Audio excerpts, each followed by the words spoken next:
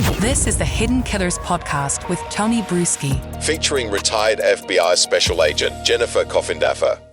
The Gilgo Beach murders, Long Island serial killer accused Rex Heuermann now being connected, not officially by law enforcement yet, to more potential murders, but by the defense attorney for some of the victims. We're now looking at two other potential connections with Richard Allen, with some confessions and some testimony, rather, that was given to the defense attorney. Joining me to discuss some of these new allegations, these new pieces of information that we had not had before, Jennifer Coffindaffer, retired FBI special agent.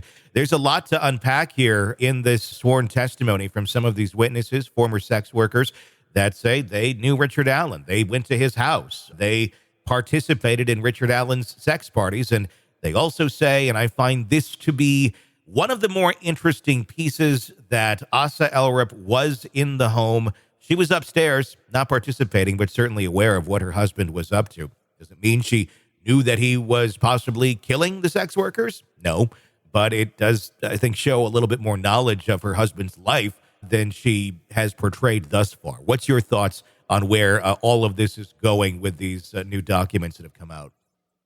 Well, these witnesses are quite interesting, right? So we have witness number one, who basically says, hey, listen, I'm not a sex worker, but I'm a swinger. Mm-hmm. And I was dating a police officer at the time who was also a swinger. Mm-hmm. And we picked up Karen Vergata to go to Long Island to the house of Rex Heuermann to swing with both of them, swing with Rex Heuermann and swing with his wife. Mm-hmm. This is what has been alleged. Well, They arrived there, and according to this information that, again, was given by the attorney, but was the root of it was this witness one, I'll call her. Yeah. He says that Rex swang with witness one and with Karen Vergata and with the policeman boyfriend. Yeah. That was a big what in terms of any modus operandi that we've ever heard of, or sexual proclivities. Now, the only reason that, of course, all of this is relevant is because of his choice of victims. Sure. And of course, we know that we have one male that they're trying to figure out whether he's linked or not. So I just found that sort of interesting. The other thing is, when you look at the timetable of when Rex Heuermann was married to Asa. So they were married in April of 1996. Okay. This, in February 14th, is when Karen Vergata went missing. Okay. So she, meaning Asa, gave birth to their first child together. She had a child previous, but their first child together in October of 1996. So she would have been pregnant during this supposed swing party. Yeah. Okay. And it's just all a little bit, and then this witness one says that the woman they picked up again, who she's claiming now is Karen Vergata, came out of the house naked, was running around, and that she and her policeman boyfriend saw it all and thought it was some sort of game and decided to leave anyway.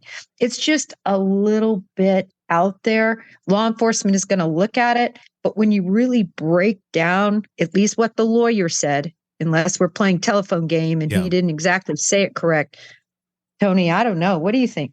It seems to, line at least the behavior, maybe not necessarily the people themselves, follow his arc of behavior. We've heard about this, rumblings of sex parties and that he was involved in that sort of scene. And when you're involved in that sort of scene and the sex workers that he was hiring, not just the swingers that came, it's a circle. And there's certain people who would eventually be able to make these sort of allegations and point out, oh, yeah, I remember Rex. He's a fairly memorable character. If Rex was just like a 5'7" medium build guy with, nothing that stands out. I don't know that, 1996, if you're into this scene on a frequent basis, that you'd probably remember him. But he does stand out in a crowd. The conversation extracts that we've seen in these documents are also, I find, very interesting, where one of them talks, apparently alleges to have talked with Asa Ellerup in their home, asking even if, she was going to be involved. She declined, according to those statements, and also made a statement that Rex has given her everything but she's also fearful of him. And this is back in 1996. What do you make of the conversation allegations that she had with Asa, and exactly what does that mean for this whole case? Does it continue to show that, she turned a blind eye and what she didn't know? Well, certainly if these statements ferret out to be true, and there should be some ways to corroborate. As an example, even though we've seen some crime scene photos, I would have wanted details as to exactly what that house looked like, how the rooms were configured, to see if I can corroborate that she was indeed inside of there. And I'm not talking about statements like, well, it was cluttered.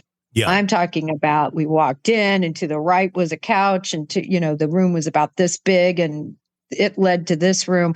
Very specific details just to corroborate she was in there. The other thing is they need to talk to the boyfriend police swinger officer. He should be able to corroborate this. Why hasn't he come forward? As you said, Rex Heuermann is not just your average Joe. And this was a very specific place in a, multi-million-dollar type residential area in Long Island. Even back then, it would have been a more high-end area. Yeah. So, that house, just everything, this should be able to be corroborated in terms of at least those two avenues. How odd is it that these statements, these pieces of evidence, this information is coming from the attorneys for some of the victims? John Ray, an interesting character by all accounts. He's been on the show. I've talked to him before. But yeah, an interesting character, without a doubt. That it's coming from him, that it's coming from that direction, and this is not coming from investigators in the case itself. Well, of course, he says, and this isn't unusual, that he's reaching out to say, listen, we know you don't want to go to law enforcement because maybe you're a sex worker or you were participating in activities that you find embarrassing. Come to me, though, and let me know and understand. So I understand why he did it. And it's, Dog the Bounty Hunter did things like this for years and, did well by it. Yeah. All that being said, Tony, there's ways to corroborate this information. And I'm waiting to see if there's any corroboration because right now, I don't know. Yeah. I don't know if I'm buying all of it. Well, the fact that the police commissioner was standing next to Ray when he was giving this press conference the other day, but the police did release a statement, stating this came from him and, we don't really know for sure yet, essentially. Of course, I'm very much paraphrasing that. Is that where we go now that John Ray has brought this to light? Is this now, okay, law enforcement, take it, run it, see if we can corroborate this and, make sure that these statements are in fact true if we can? Absolutely. And I think I call him the commish, right?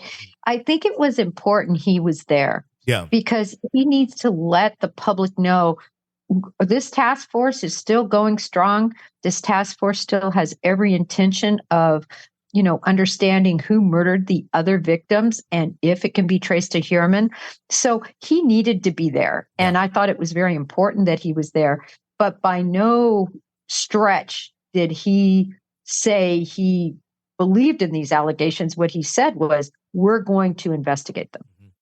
Want to listen ad-free? Want advanced access to all of our interviews before anyone else? Become a True Crime Today Premium Plus subscriber on Apple Podcasts. You get every episode commercial-free. So you can binge on true crime until you can binge no more. Search True Crime Today Premium Plus on Apple Podcasts now, or go to our podcast page and sign up now. More of the Hidden Killers podcast next.